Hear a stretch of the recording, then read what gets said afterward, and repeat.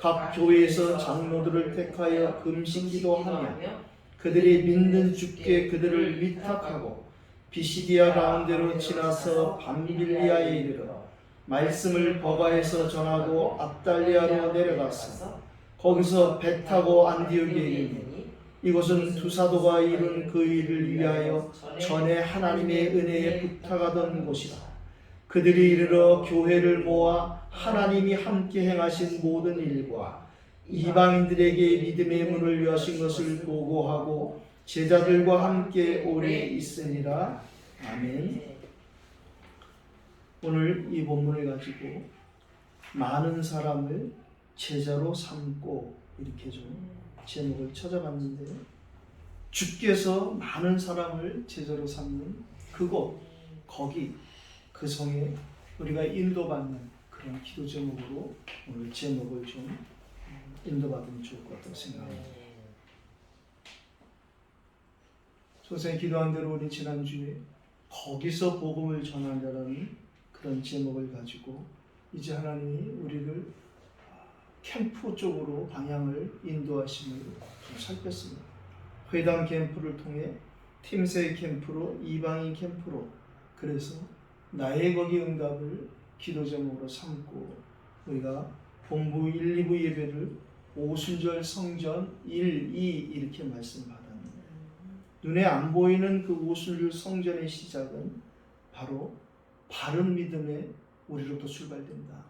믿으면 반드시 응답이 오게 되어 있고, 응답에 반드시 현장에 우리에게 주시는 그 체험이 따라오며, 우리가 받은 이 응답과 믿음과 체험을 후대에게 전달할 하나님 주신 힘도 하나님이 주신다. 이렇게 정리를.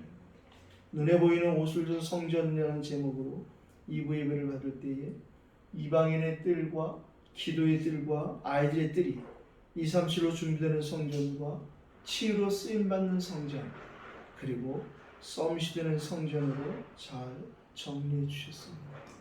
결국에는 우리 자신들이 눈에 보이지 않는 성전이며 또한 보이는 성전의 응답을 가지고 이제 계속 인도받아 나가면 된다고 생각합니다. 산업선교와 전도가 핵심 메시지를 우리가 어제 받았는데, 산업선교에서 하나님의 계획을 알 때 세 가지가 바뀌어진다. 말씀으로 내 생각이 하나님의 생각으로 바뀌어진다. 기도가 내 소원이 아닌 하나님의 뜻으로 바뀌어진다. 전도가 내 것이 아닌 하나님의 것으로 바뀌어진다. 하나님의 계획을 알 때, 예배를 통해서 오늘도 하나님의 계획이 시간표를 따라 우리에게 어디에 와 있는지 우리의 여정이 확인되는 시간 되길 바랍니다. 시대적인 치유는 내가 참된 갈라디아 2장 10절에 그 손 속에 있는가가 곧 시대적 치유라는 말씀으로 전도한 메시지를 주셨는데, 사도행 창세기 3장 6장 11장에 그 치유의 답은 하나님 계획이 무엇인지 묻고 또 하나님이 그 답을 주시고 우리가 그 답을 찾을 때에 하나님 주시는 것이다. 내가 그리스도와 함께 십자가에 못 박혔다. 다 끝났다는 것입니다. 자꾸만 스물스물 올라오는데 예체질 것은 내 것이 아니라 사단이 우리를 속이는 통례임에 불과하기 때문에 별로 상관이 없는 것입니다. 이제 내가 육체 가운데 사는 것은 나를 사랑하사 나를 위하여 자기 자신을 버리신 하나님의 아들을 믿는 그 믿음 안에 사는 것이다. 우리가 살아가는 것이 맞는데 이제 우리는 우리의 힘으로 우리의 답으로 살아가는 것이 아니라 정말 부활의 능력을 가지시고 지금도 하늘 보좌 우편에 계시며 또한 우리 안에 성령으로 계시는 진리의 영이요 보혜의 성령이요 기도의 영으로 계신 그 하나님의 능력이고 비밀이 되고 지혜가 되시는 그리스도의 힘으로 살아간다는 이 고백이 우리에게 되어질 때에 우리는 반드시 시대적인 치유의 증인이 될 것이라고 하시납니다. 핵심 메시지를 통해서 다민족 메시지를 한번 정리해 주셨는데요. 237 나라와 5천 종족의 응답이라는 제목으로 말씀을 받았습니다. TCK는 곧 길이다. 렘넌트 RTC 플랫폼으로 연결된 이런 부분에서 우리가 이 지역 RTC 응답을 받고 여기서 예배하고 훈련되어지고 우리가 영적 서밋의 언약을 따라 문화 서밋과 기능 서밋을 기도하고 인도받는 것 자체가 너무 감사한 일이고요. 이제 우리에게 정말 하나님 예배시 인재를 찾는 인재 운동도 기도를 통해서 회복된다는 안테나의 응답을 받았습니다. 결국엔 우리가 어떤 컨텐츠를 가질 것이냐, 하나님이 영원한 응답인 후대를 향한 컨텐츠를 가질 때 하나님이 모든 것을 이루실 것이라고 생각합니다. 다른 사람에게는 문제일지라도 나에게는 답이 되는 이 복음, 그것이 우리에게 있다는 사실, 감사해야 될 일이고 겸손해야 될 일이라고 생각하고 또한 지속되어질 일이라고 생각합니다. 우리가 9시 기도회를 인도받았어요. 제가 처음에는 첫날에는 9시 기도회를 그냥 짧게 했어요. 근데 이게 하면 할수록 시간이 길어지는 거예요. 그래서 제가 이제는 9시부터 10시까지 1시간을 기도하고 찬양하는데 야, 이거 진짜 큰일 날 뻔했구나, 안 했으면, 그런 생각이 들더라고요. 그 시간에 만약에 제가 기도하지 않고 안 했다면 뭐 했을까 생각을 해봤어요. 물론 뭐 제가 또 뭐 딴짓 했겠습니까만은 이렇게 집중하는 시간은 아니었겠다. 그래서 진짜 찬양하고 기도하는 그 시간이 얼마나 기쁜 시간인지 몰랐어요. 제가 9시 기도회는 토요일도 하고 주일도 하거든요. 새벽 기도회는 금요일까지만 하잖아요. 제가 뭐 과외도 금요일까지만 하고 뭐 목요일까지만 하든지 이렇게 해서 주말에 쉬는 뭐 이런 게 좀 있는데 9시 기도회는 그냥 매일 하게 이렇게 하시더라고요. 그래서 매일 9시가 기대가 되고 기다려집니다. 여러분을 위해서 조금 더 집중해서 기도할 수 있는 그런 시간 되어서 감사합니다. 오늘 많은 사람을 제자로 삼고, 제가 좀 전에 기도 제목으로 정리해 드렸는데, 우리가 자칫 잘못하면 성경을 자꾸 우리 기준 경험으로 받을 수 있어요. 많은 사람을 어떻게 제자로 삼으려는 거야? 이런 사람들이 있다니까 이런 제목을 주면. 근데 그렇지 않다는 거거든요. 성경을 우리의 관점이 아니라 하나님의 관점으로, 성경적인 관점으로, 복음적인 관점으로, 전도 선교의 관점으로. 그래서 제가 늘 현장을 두고 말씀을 받자. 우리가 오늘 이 예배와 본부 1부 예배, 2부 예배를 드리면서 그게 전부 우리가 현장을 두고 받는 거예요. 나를 현장으로 두고 받고 또 이 지역을 현장으로 두고 받고 모든 문제를 우리가 현장으로 보는 눈이 열렸기 때문에 오늘도 현장을 두고 주께서 많은 사람을 제자로 삼는 그곳 거기, 오늘 더베에 가서 전했던 나의 더베가 찾아지는 그 성의 응답을 우리가 성령 인도로 받으면 되겠습니다. 지난주 결론을 역시 오늘도 서론으로 삼았습니다. 우리가 살아가면서 하나님 우리를 통해서 하실 일이 무엇이냐? 지금 7족속 31왕이 먼저 가나안을 정복하고 있는 것처럼 지금 이 세상에서 왕 노릇하고 임금 노릇하고 있는 이 나라에, 이 세상 나라에, 사단의 나라에 하나님 나라를 회복시키시는 하나님의 방법, 이사야 선지자를 통해서 하신 말씀처럼 지금 온 땅이 어둠에 덮이고 만민이 캄캄에 가려지 않았느냐. 우리가 복음의 눈으로 그것을 확인했다면 이제 뭘 많이 하려는 것이 아니라 일어나 빛을 발하면 됩니다. 그 이유는 여호와의 영광이 이미 너에게 임하여 있다. 저와 여러분을 예수님께서는 마태복음 5장 14절을 통해서 너희가 세상에 비치지 않느냐, 세상의 소금이지 않느냐, 우리의 정체성을 말씀하시는 거예요. 종교와 복음의 차이는 종교는 자꾸 뭘 하라고 그러는 거예요. 자꾸 책망하고 핑계대게 하고 원망하게 만드는데 복음은 그것이 아니라 하나님이 우리를 통해서 하시겠다는 거예요. 되어지는 것을 보려는 것입니다. 그래서 우리에게 증거를 주셔서 증인 삼으시겠다고 말씀하셨습니다. 지나간 세대를 통해서 우리는 하나님이 결코 방임하신 것 같지만 그렇지 않다는 거예요. 우리의 모든 과거가 복음을 통해서 발파로 회복되는 것을 우리가 잘 알고 있잖아요. 그렇다면 지나간 모든 일이 우리에게 하나님이 당연한 응답을 주신 것이라고 우리 다시 한번 정리할 수 있고, 그러나 사실 지금에서 복음을 가지고 보면 하나님이 우리를 가장 선한 일로 보호하신 것이 틀림없다라는 것을 우리는 확인할 수 있습니다. 그렇다면 지금 우리는 현재 하나님의 필요로 하신 것이 무엇인지를 살피는 것이 나의 필요 이상의 모든 것이 채워지는 것입니다. 먼저 그의 나라와 그의 일을 구하라는 그 주의 약속의 말씀은 우리에게 필요한 그 나머지 모든 것은 따라오게 되어 있다는 그 말씀이죠.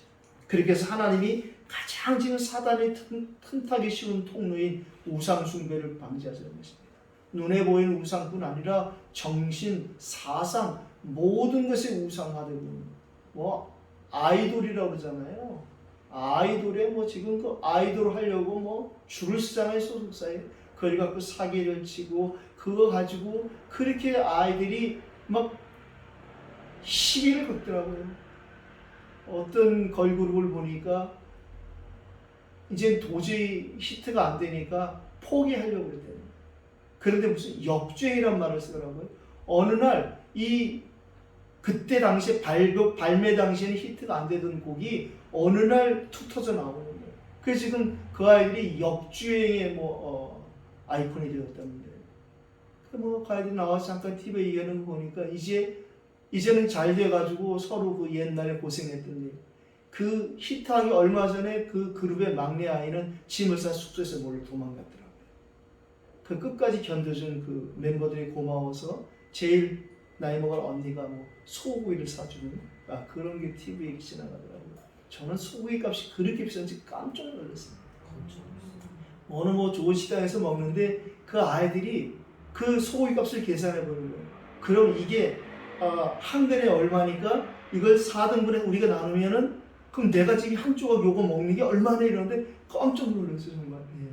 그래서 이제 비싼 소고기를 먹을 수 있다는 것에 대해서 막 행복해 하더라고요. 진짜 행복은 아닐 텐데 맛은 있겠지만 그런 생각을 하고 저 연예인들 중에도 복음 받을 사람이 있을 텐데 이러면서 제가 그냥 TV를 껐습니다. 오늘 저희는 이 14장을 마무리하며 본론을 제자 캠프라는 이런 소제목을 좀 삼아봤는데요. 하나님 우리를 부르실 때에 현장에 예비하신 그 지역의 분야에 예비하신 제자를 찾고 그 제자들을 확립할 수 있는 답과 힘 모든 걸 다 우리에게 준비하시고 우리를 그 제자로 부르셨다. 하나님께 쓰임받는 그 제자. 아나니아가 다메섹에 산다는 그 이유로 복음을 가지고 다메섹에 산다는 그 이유로 하나님 거기서 바울을 꺾으시는 거예요. 저 루디아의 제자를 예비하고 하나님은 바울팀의 방향을 꺾으셔서 바울이 가려는 그 소아시아 방향을 막아버리시고 그리고 기도하게 하시고 방향을 마게도니아로 틀게 하십니다. 드로아의 밤에서 하나님의 인도를 받고 마게도니아로 방향을 맞추니까 마게도니아 지경 첫 성은 빌립보. 빌립보에 가니까 하나님이 예배하신 루디아를 만나게 되는 거예요. 루디아의 마음의 문을 바울이 여는 것이 아니라 주께서 마음을 여셨다고 그랬어요. 데살로니가 지역에 갔을 때 거기서 아무도 없는 그 무수공산에 이 바울팀이 들어갔을 때 하나님이 예비하신 아나니아를 만나게 하신 것입니다. 우리를 감히 제자라 부르는 것이 우리가 뭘 복음을 조금 알고 그런 것이 아니라 그런 지역과 분야에 하나님 예비신 제자를 찾는 제자로 부르셨거든요. 우리의 수준과 실력이 그렇게 하나님께 필요하지 않거든요. 그저 우리가 성령의 인도함을 받으며 예배에 승리하고 기도하고 있으면 하나님께서 계획하신 하나님의 전도, 하나님의 선교를 하나님이 나타내시는 것입니다. 하나님의 말씀을 통해서 우리에게 하나님의 생각이 우리 생각이 되어지는 그 치유를 우리가 받고 있다면 우리가 그 말씀 속에서 기도 제목을 확보하고 기도하는 가운데 하나님의 뜻을 구하게 되는 것을 우리는 은혜로 깨닫게 될 것입니다. 그렇다면 하나님 우리의 삶을 통해서 내 것이 아닌 하나님의 것이 나타나고 드러나고 실현되어지는 전도의 선교의 삶으로 인도하실 것이고 지금까지 그렇게 인도해 오셨고요. 앞으로 그렇게 인도하실 것입니다. 다만 우리의 힘이 들어간 부분을 하나님이 좀 제하시려는 그런 필요는 있으리라고 생각합니다. 오늘 첫 번째 봐야 될 것이 바로 19절로 21절인데요. 핍박 후에 제자를 만나는 하나님이 때로는 좀 짓궂어 보일 수도 있어요. 그러나 핍박이 오는 것은 바로 사단이 시겁한 거거든요. 겁을 먹었단 말이에요. 사단이 겁먹은 반응이 뭘로 나타나느냐? 핍박으로 나타나는 거예요. 그런데 우리는 뭐에 익숙해는 벌써 사람들이 이렇게 뭘 신랑하고 책망하면 내가 뭘 또 잘못했나? 이런 게 있는데 그 사람 앞에서 우리가 겸손하게 알겠다고 하면 돼요. 내가 혹시 갱신할 부분이 있으면 갱신하면 되는 것이요. 그러나 복음을 전하는 저에게 다가오는 모든 핍박과 환난은 반드시 사단의 겁먹은 반응이라고 우리가 복음의 눈으로 봐야 된다고 생각합니다. 그래서 그 사단의 겁먹은 반응인 핍박은 반드시 흑암은 기도로 꺾이게 되어 있습니다. 왜? 우리는 반드시 그러한 일이 생기면 기도할 것이기 때문에 그렇습니다. 오늘 19절에 보니까 바울을 쳐서 죽을 줄로 알고 돌에 맞으며 바울이 많은 생각을 했을 것입니다. 주님의 십자가의 죽으심과 고난도 생각하시고, 특별히 저 스테반이 돌에 맞아 죽을 때 자신이 그 현장에 있었던 생각, 여러 가지 생각을 많이 했을 것입니다. 그래서 바울은 그 모든 것에 참된 갈레라 2장 20절을 체험하는 시간표가 됐으리라고 생각합니다. 우리는 하나님이 허락하신 때까지만 하면 되는 것이거든요. 그런데 하나님이 그 바울을 그렇게 죽게 내버려두지 않으셨잖아요. 오늘 우리가 읽은 20절에 보니까 제자들이 둘러섰을 때에 바울이 다시 일어났답니다. 저는 제가 보는 이 성경은 제자들이 그냥 둘러서 한탄하고 울지 않았을 것이다. 하나님의 계획과 뜻이 이루어지길 기도했을 것이다. 하나님, 복음 전하다가 지금 저 바울이 지금 돌에 맞았는데 여기서 바울을 살려주고 죽이고 그 문제가 아니라 이 일을 향한 하나님의 계획과 뜻을 간절히 기도했을 것입니다. 제자들의 합심 기도가 분명히 확실히 있었을 것이라고 저는 생각합니다. 그때 하나님이 바울을 이렇게 세워서 이제 더베라는 그 성으로 들어가게 하시는데요. 들어가게 하신 그 이유는 우리가 분명히 사도행전 16장 1절에서도 알다시피 더베란 성에 다시 바울팀이 들어갔을 때 그때 그 성에 제자 디모데가 있었던 거예요. 오늘 우리가 읽은 이 성경처럼 이제 돌에 맞아 죽은 이 바울이 그 성에 다시 들어가서 더베에 가서 복음을 그 성에서 전했다는 거예요. 이때의 복음을 받은 제자 중에 가장 대표적인 사람이 바로 디모데입니다. 그때에 이 디모데에게 하나님이 복음을 전하게 하시고 이후에 다시 그 성에 갔을 때 이제 바울과 팀이 되어서 새롭게 움직입니다. 우리가 지나온 모든 복음을 전하는 일에 아무것도 안 남은 것 같지만 하나님은 복음의 씨앗이 생명이기 때문에 반드시 열매가 자라나게 되어 있다고 생각합니다. 우리에게도 그 성에 예비하신 나와 우리의 그 성의 응답이 반드시 회복되고 시작될 것입니다.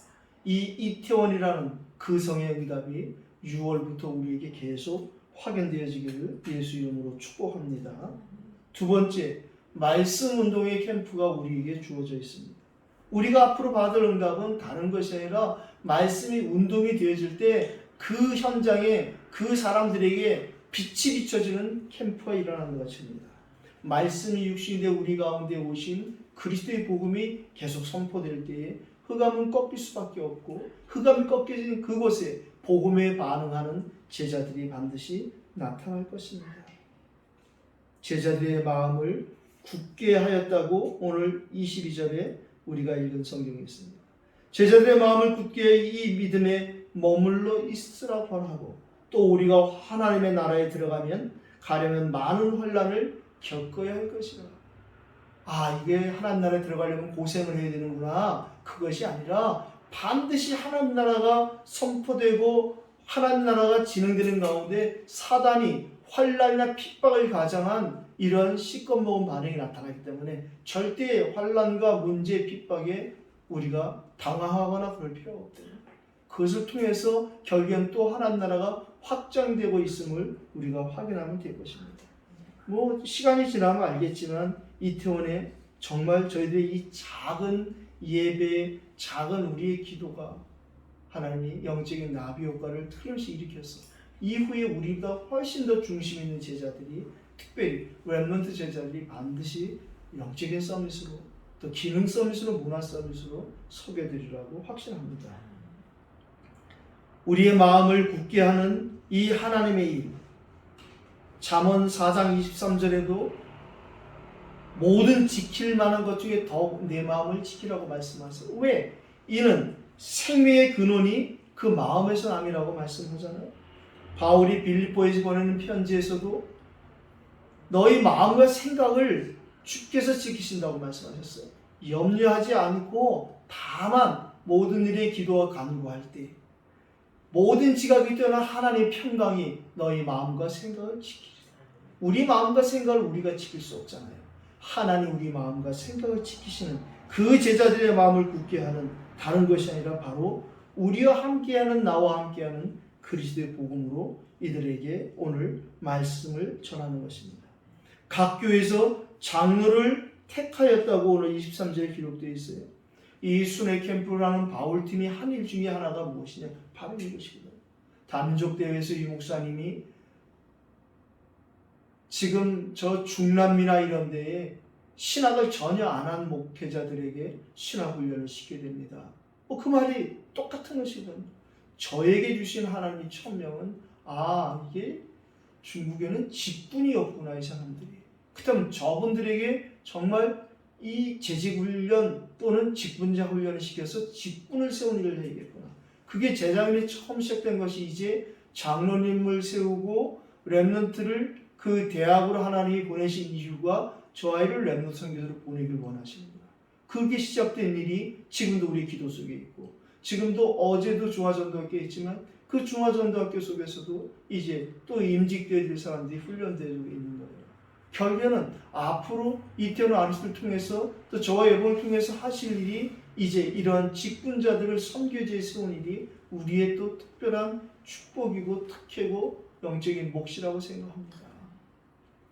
그들이 우리의 기도의 배경 속에 또 훈련과 우리의 교제 속에 어떤 사람은 때로는 집사로 때로는 안수집사로 권사로 장로로 세워지며 후대 렘넌트들이 그들을 하나님 보내신 대학으로 파송받는 그런 일들이 우리가 또 사도행 14장을 통해서 받을 응답이라고 생각하고요. 어제도 장로님하고 전도학교 전에 잠깐 얘기를 나눴는데 여기 다녀간 그 류지우 씨, 그분 얘기를 잠깐 했어요. 그래서 아들 얘기 들었는데 10년 됐다고 들어 나온지 그 사람이 이제 자기 아들을 마음에 두고 기도하고 있고 그래서 얘기를 했더니 어디 출신인지 몇 학년인지 무슨 과인지 물어봐서 알려줬어요. 그렇게 해서 이제 그렇다면 이미 동주가 하나님이 인도하신 연변대학교의 선배가 되어져 있고 또 같은 조선족 중국이라는 그런 공통점이 있고 또 거기에 예비하신 이만복 장로님이라는 분이 교수로 계시니 이렇게 선배가 있고 믿음의 장로님이 있어서 조원기라는 그 아이가 이제 하나님의 이런 축복의 가시권에 들어온 것을 보면서 우리는 아무것도 못하고 있어도 하나님이 계속 일하고 계시는 것을 시공간을 초월하며 보좌의 축복과 능력이 이루어지는 모습을 우리가 보잖아요. 그런 걸 보면서 참 감사했고 또 함께 이제 받은 응답을 나눴습니다. 24절 25절에 보니까 비시디아 가운데를 지나서 밤빌리아에 이르러 말씀을 버가에 전하고 아달랴로 내려갔습니다. 여러분들이 보셨는지 모르겠지만 제가 주보 뒷면에 지도를 하나 딱 해놨습니다. 바울의 오늘 우리가 읽은 배경이 되지는 1차 전도 여행이 왜 그렇게 했느냐? 우리가 읽은 성경에 보면 안디옥에 들렀는데 또 안디옥에 나오는 안디옥이 나중에 나오는 이 26절의 안디옥은 안디옥 교회가 있던 안디옥이고 그 전에 나오는 안디옥은 비시디아 안디옥이란 다른 지역이에요.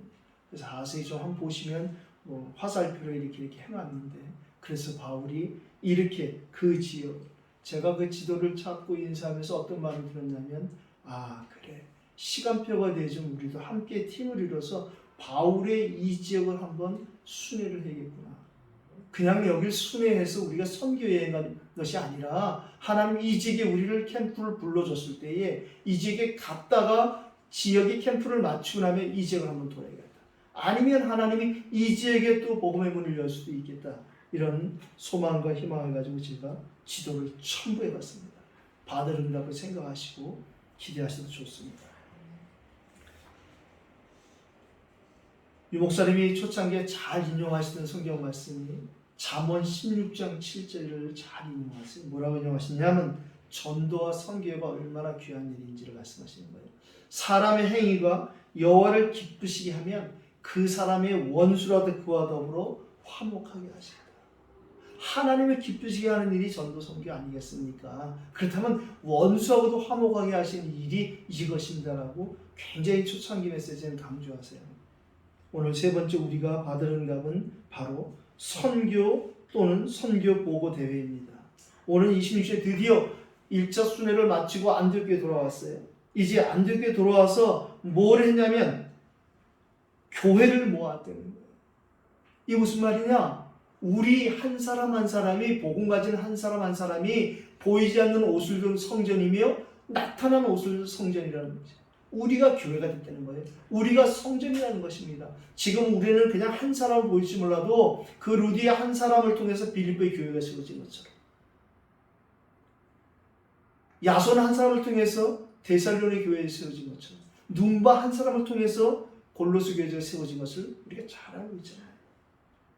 우리에게 오늘부터 사람을 보는 새로운 눈이 바로 교회로 열려지기를 예수 이름으로 축복합니다. 그래서 하나님이 함께 행하신 모든 일, 우리에게 모든 일에 하나님이 함께 하시는 이 일을 우리가 놓치느냐 붙잡느냐가 중요하다고 생각합니다. 아니, 이렇게 어려움이 왔는데도요, 그럼요, 어려움 속에도 하나님이 함께 하신다. 수많은 렘넌트들이 보면, 특별히 많은 렘넌트 7명이 보면 어떤 상황에서도 하나님이 함께 하시는 사실을 조금도 의심치 않은 거예요. 하나님이 허락하셨다는 이 큰 우리의 믿음 고백 속에서 하나님은 요셉과 같은 응답을 우리 후대들에게 주시고 다니엘과 같은 응답을 우리 후대들에게 반드시 허락하실 것입니다. 이방인들에게 특별히 문을 여신 것을 오늘 보고하는 이런 선교 보고 대회가 열렸어요. 이방인들에게 믿음의 문을 여셨다. 이때까지 이 사람들이 갖고 있었던 그 틀린 생각, 특별히 안디옥의 출발이 무엇이냐? 그때까지는 해도 이 말씀을 유대인에게 전하는 이 이상한 전도라는 틀에 갇혀 있던 사람들에게 하나님이 선교라는, 전도가 포함된 모든 선교, 전도 안에는 선교가 포함되어 있다는, 전도와 선교는 다른 것이 아니라 하나라는 사실. 지금도 많은 크리스찬들이 전도는 뭐 우리나라에서 하는 거, 선교는 문화권이 다른 곳에서 하는 거, 이렇게 생각하는데 하나님이 그것을 깨부수는 작업으로 지금 글로벌 시대를 열었어요. 좀 전에 전서 얘기했지만 흑인들이 이렇게 왔다 갔다 보이잖아요. 지금 와 있는 선교를 보지 못하는 이 눈이 안 열리면 뭐 한국교회가 계속 또 쇄국 정책하는 비슷하게 되는 것이죠. 우리에게 와 있는 이 중요한 응답이 믿음의 눈으로 확인되어지길 바랍니다. 이방인들에게 믿음의 눈을 여셨다면, 그러면 외국인을만 얘기하는 것이 아니라 지금도 나의 이방인이 누구일까를 생각해 봐야 됩니다. 지금도 안 믿는 사람들이 너무 많습니다. 믿어도 너무 틀리게 믿잖아요. 바른 믿음이 우리에게 먼저 회복되어진 것은 요셉이 창세기 40장 5절에 자기 형들에게 말한 것처럼 나를 판 것에 대해서 한탄하거나 근심하지 마소서. 이는 여호와께서 당신들을 위한 나를 먼저 보내신 것입니다. 우리에게 먼저 복음을 주신 이는 바로 우리보다 아직 복음을 받지 못한 사람들을 복음으로 섬기고 우리가 받은 증거와 응답을 가지고 그들을 섬기며 그들에게도 이 복음의 증거되는, 먼저 말로 하는 것이 아니라 우리에게 증거를 가지고 증거 가진 우리의 기도를 하나님이 요구하시고 원하는 것을 꼭 기억하시기 바랍니다. 그렇다면 오늘 우리가 결론으로 찾고 기도해야 될 제목은 바로 28절입니다. 제자들과 함께 오래 있습니다. 어떻게 함께 오래 있냔 말이죠. 사람이 앞만 좋은 사람도 결혼하면 신혼의 뭐가 6개월이면 깨진다는 말이 있더라고요. 세상에 그런 말이 어디 있어요? 제자들끼리 결혼하면은 함께 오래 있게 되겠는데요. 검은 머리 팥뿌리가 되는 것은 그렇게 되는 게 아니잖아요.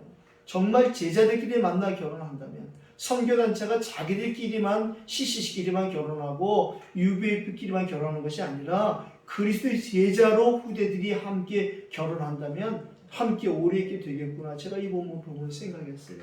어떻게 제자들이 되어지느냐? 아까도 얘기했지만 우리를 제자 찾는 제자로 먼저 부르셨다. 내가 어느 제자인지는 몰라요. 어떻게 쓰임받을지. 그러나 하나님은 우리를 하나님이 함께하는 제자로 부르셨다는 것입니다.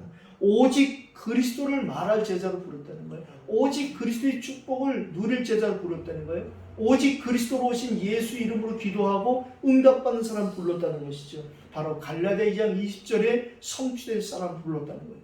이제 내가 사는 것은 오직 그리스도 안에 사시는 것이야.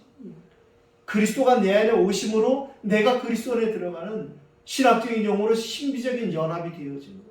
그래서 예수님께서도 요한복음 15장 7절에 너희가 내 안에 거고 내 말이 너희 안에 있으면 무엇인지 구하라 그리하면 받으리니 너희 기쁨이 충만하리라.